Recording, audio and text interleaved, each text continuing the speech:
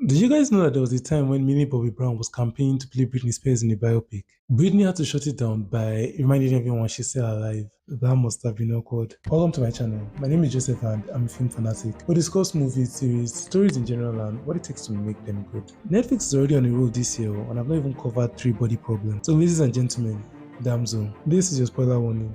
I'm going to give a thorough analysis of the work and we'll definitely discuss major plot points, but I'll try my best to keep it minimal. Damsel is a 2024 fantasy movie directed by Juan Carlos Fresnadillo. It stars Millie Bobby Brown as Princess Elodie, Angela Bassett as Lady Bayford, Robin Wright as Queen Isabel, Ray Winstone as Lord Bayford, and Shure Agadashlo as the voice of the dragon. It follows the story of a princess who marries into wealthier royalty to help her kingdom, but is sacrificed to a dragon as part of a tradition and now has to fight to save herself. Let me just start with the dragon because that was easily the best part of this movie.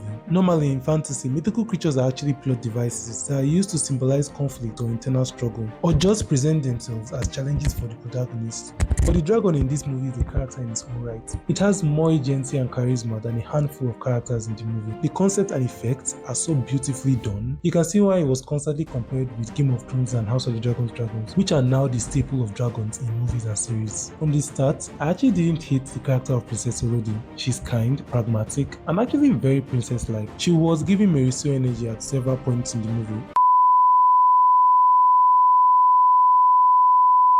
because there were times I feel the dragon wasn't actually trying and should have just killed her. But in the end, the evolution of the story is not bad at all. The best part of this movie for me was when she was first thrown into the cave. There was a tone shift from fantastical to spooky that I actually really liked. They gave us amazing shots used to introduce the magnificent dragon. That dragon was wonderful. And I really resonated with Elodie's dread and terror at that point. For a fantasy movie, the production is very amazing. Costumes, castles, and carriages are all whimsical and authentic. We see the obvious difference between Elodie's kingdom and the kingdom she is married into, and why they would have a false sense of security. It really delivered on the fairy tale wedding. I loved seeing Angela Bassett, even though I feel it was just a diversity thing. However, Lady Bayford was a very good character and I loved her involvement in the story, and a good reiteration of the stepmother narrative. As much as Queen Isabel was a good villain, I feel a little difference that might have made the story better is having an older version of the king that killed the dragon's babies be the main antagonist, or having Queen Isabel herself have some sort of relationship with the dragon. Damsel is a good feminist movie, but when they made her go through the thing twice,